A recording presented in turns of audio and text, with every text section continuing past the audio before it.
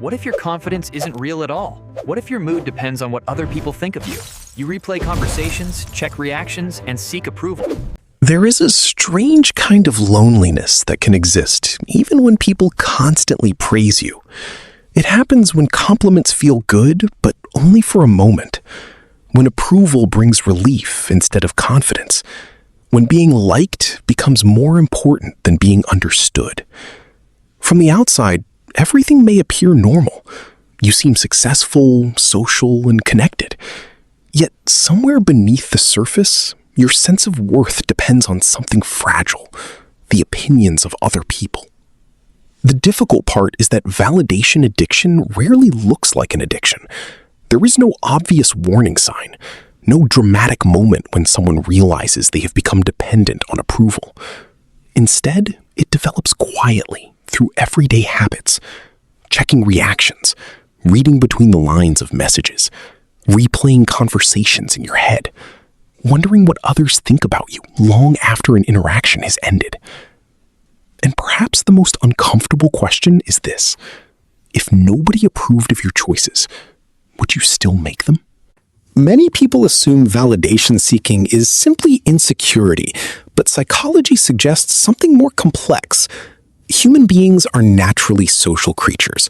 Our brains evolved in environments where acceptance often meant safety and survival. Being included by the group increased our chances of protection, cooperation, and belonging. As a result, social approval activates reward systems within the brain. Research has shown that positive social feedback can stimulate neural pathways associated with pleasure and reinforcement, making approval feel rewarding in a very real biological sense. The problem begins when validation stops being something we enjoy and starts becoming something we need.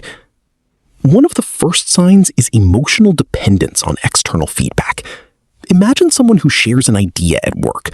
If others respond positively, they feel confident and capable. If the reaction is neutral, they immediately question themselves. Their self-worth rises and falls depending on responses they cannot control. Notice what is happening beneath the surface. Confidence is no longer coming from internal evaluation. It is being outsourced. Psychologists often describe this through the concept of an external locus of evaluation. Instead of measuring their value through personal standards, individuals become dependent on external judgments. Their identity begins to function like a mirror, reflecting whatever others project onto it. The danger is that mirrors never provide stability. On one day, admiration creates confidence. On another day, criticism destroys it. A second sign appears in the way decisions are made. Some people spend enormous amounts of energy trying to predict how others will react before they act. They choose careers that earn respect rather than fulfillment. They suppress opinions that might create disagreement. They shape their personalities to fit expectations rather than express authenticity. At first glance, this may appear to be kindness, adaptability, or social awareness. Yet beneath these behaviors often exists a powerful fear, the fear of rejection. Attachment theory offers valuable insight here. Individuals who experienced inconsistent approval during childhood sometimes learn to associate acceptance with emotional security. As adults, they may become highly sensitive to signs of disapproval. Their nervous systems treat social rejection as a threat, even in situations where no real danger exists.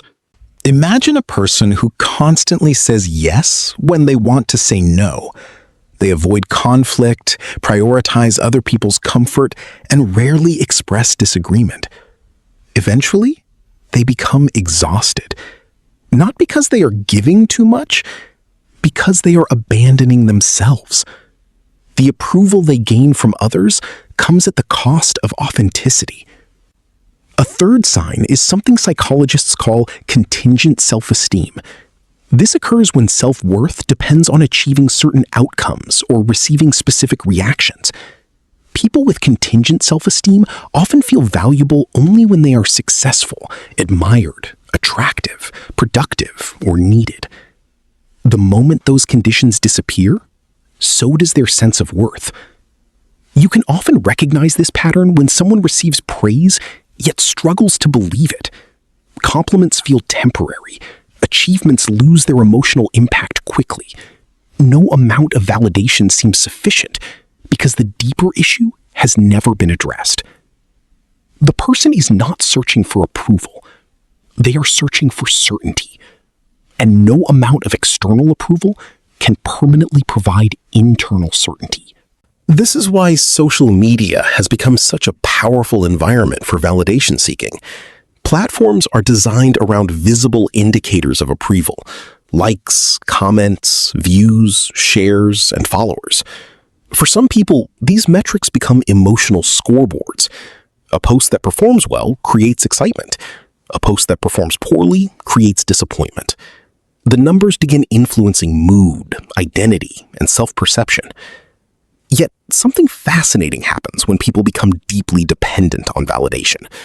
The more approval they receive, the more they need. Psychologists refer to this as hedonic adaptation.